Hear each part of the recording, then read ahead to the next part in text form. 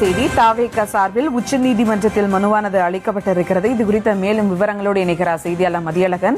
வணக்கம் மதியழகன். தாவேக தலைவர் விஜய் ஆட்சி அமைக்க ஆளுநர் அழைப்பு விடுக்க உரிய உத்தரவு பிறப்பிக்க வேண்டும் என உச்சநீதிமன்றத்தில் மனு அளிக்கப்பட்டிருக்கிறது. மேலும் விவரங்கள்.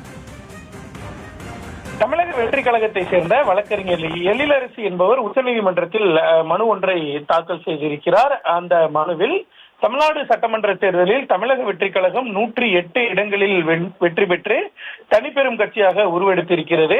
ஆனால் அக்கட்சி ஆட்சி அமைக்க கோரி ஆளுநரிடம் கடிதம் அளித்த நிலையிலும் தமிழ்நாடு ஆளுநர் அக்கட்சி தலைவர் அதாவது விஜய் அவர்களை ஆட்சி அமைக்க அழைக்கவில்லை.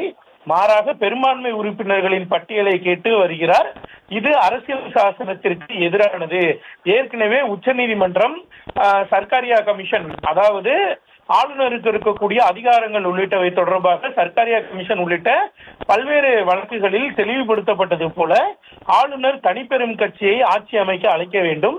அந்த வகையில் தமிழக வெற்றி கழக தலைவர் விஜயை ஆளுநர் ஆட்சி அமைப்பதற்கு அழைப்பு விடுக்க உத்தரவிட வேண்டும் என்பது தொடர்பாக உரிய உத்தரவு பிறப்பிக்க வேண்டும் என்று அந்த மனுவில் கோரிக்கையானது வைக்கப்பட்டு இருக்கிறது.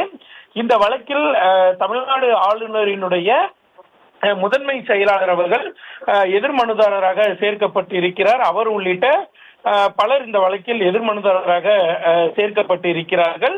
மேலும் இந்த விவகாரத்தில் உச்சநீதிமன்றம் தான் ஜனநாயகத்தை நிலைநிறுத்த வேண்டும் என்ற வகையில்தான் உச்சநீதிமன்றத்தில் இந்த மனு தாக்கல் செய்யப்பட்டுள்ளதாக குறிப்பிடப்பட்டு இருக்கிறது.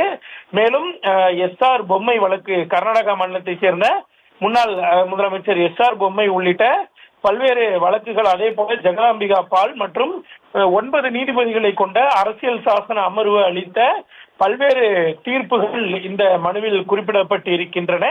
மேலும் இந்த மனுவை அவசர வழக்காக விசாரணைக்கு எடுத்துக்கொள்ள வேண்டும் என்ற ஒரு கோரிக்கை விடுக்கும் வகையில் உச்சநீதிமன்ற பதிவுத்துறைக்கும் ஒரு நகலானது அனுப்பப்பட்டு இருக்கிறது. அதாவது உடனடியாக அவசர நிலை கருதி இந்த மனுவை உடனடியாக பட்டியலிட வேண்டும் என்ற கோரிக்கையும் உச்சநீதிமன்றத்தினுடைய பதிவுத்துறைக்கு கோரிக்கை வைக்கப்பட்டிருக்கிறது.